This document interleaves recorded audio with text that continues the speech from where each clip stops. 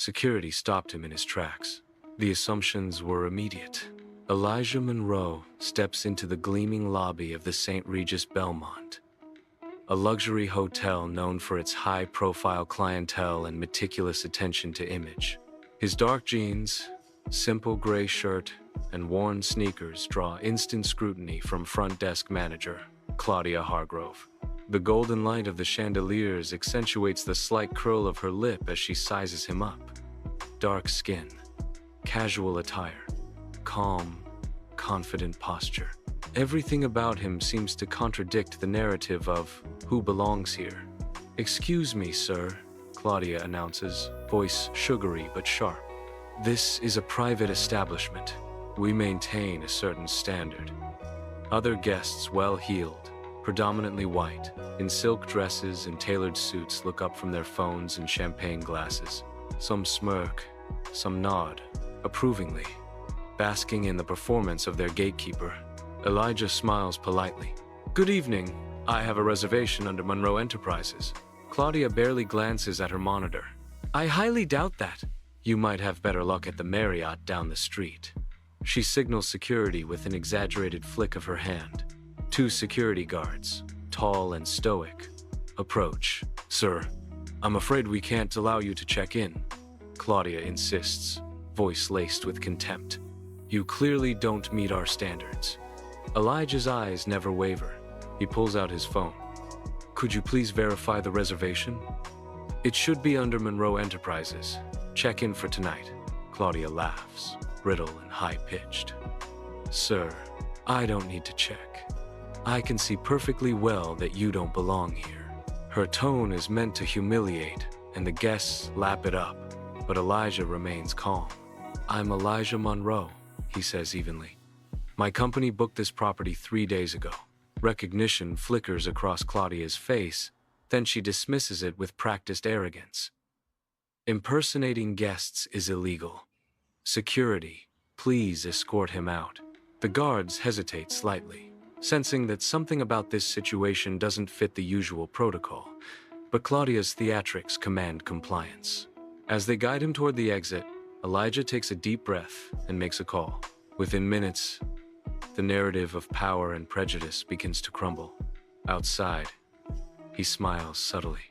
The humiliation orchestrated inside by Claudia, by the guests, by the very culture of this hotel, has given him the clarity he needs. By the time he returns, the scene is already shifting. News alerts buzz across phones in the lobby. Monroe Enterprises acquires St. Regis Belmont. Stock surges. Board members scramble. Claudia, still oblivious to the unfolding corporate earthquake, continues her self-congratulatory narrative. Elijah walks back past the same guests who watched him expelled 20 minutes earlier. Now, some recognize him, some panic. He approaches the desk with calm authority.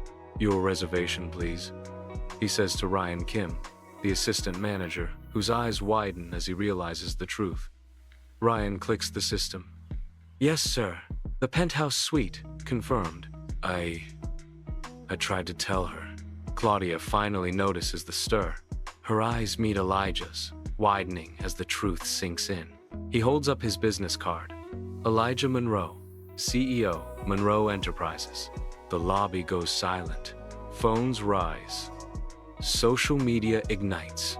Guests who cheered her discrimination now shrink back, some deleting recordings, some frantically refreshing financial news.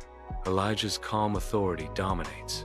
He contacts corporate headquarters, brings the board into a live conference call, and systematically exposes Claudia's long history of biased conduct, documented complaints, settlements, and repeated failures to treat all guests with dignity. Claudia sputters, protests, tries to reclaim control, but the moment is over. Video evidence, live witnesses, and corporate authority converge to make her actions inexcusable. Within hours, she is terminated, banned from all Monroe properties, and her career in luxury hospitality is effectively over. Elijah addresses the lobby, the guests, and the world watching. Tonight demonstrates a simple truth. Dignity denied anywhere diminishes, dignity everywhere Our responsibility is to enforce it, consistently, for everyone. This isn't revenge, it's accountability. And from now on, accountability is non-negotiable. Months later, the St. Regis Belmont thrives as a beacon of inclusive luxury. Staff are trained, policies enforced, and guests of all backgrounds feel genuinely welcome. The young couple who once hesitated to enter now celebrate anniversaries in the lobby, a testament to the transformation. Elijah Monroe stands in the same lobby where humiliation once occurred. The marble still gleams, but now it reflects a new standard: respect, equity, and dignity for all. And somewhere in the shadows of corporate memory, Claudia's name is remembered as a cautionary tale, a symbol of the cost of prejudice and the power of systemic accountability.